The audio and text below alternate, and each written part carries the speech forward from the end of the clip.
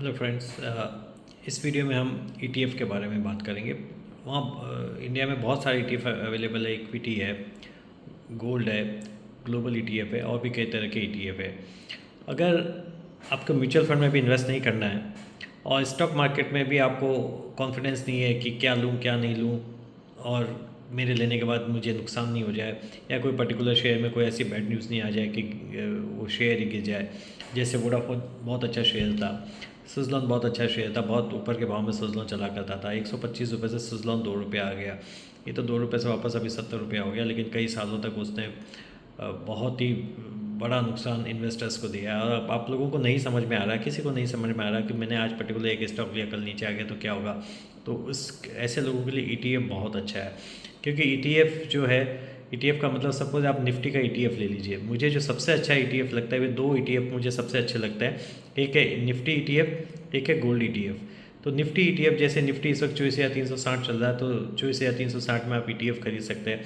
और जैसे कि 2047 टारगेट है हमारे प्रधानमंत्री जी का कि हमारे देश को डेवलप कंट्री बनाना है। और अगर हम GDP 7.5-8% के हिसाब से कैलकुलेट करें, तो मेरा पूरा कैलकुलेशन मेरे पास किया हुआ है, तो उसके हिसाब से निफ्टी 2047 तक 5 लाख 5.5 लाख आराम से आ जाएगा।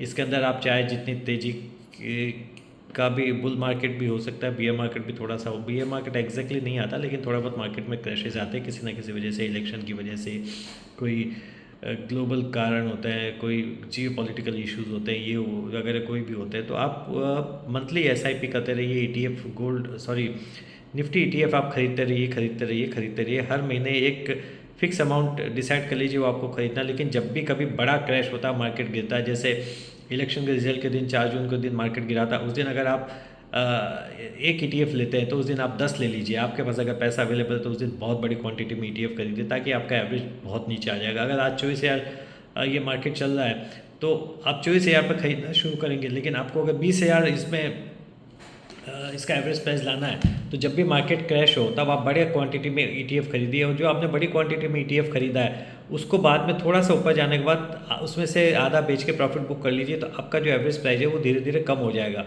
तो आप आने वाले समय में बहुत अच्छा पैसा निफ्टी ETF में कमा सकते हैं। इसके अलावा गोल्ड भी मुझे ठीक लगता है, लेकिन गोल्ड बहुत ही पीसफुली स्टेडी रिटर्न देता है। गोल्ड अभी 74,000 से 68,000 के आसपास आ गया। गोल्ड मेरे को आने वाले 3 सालों में 1 लाख रुपए दिखता है, तो गोल्ड ETF भी खरीदा जा सकता है।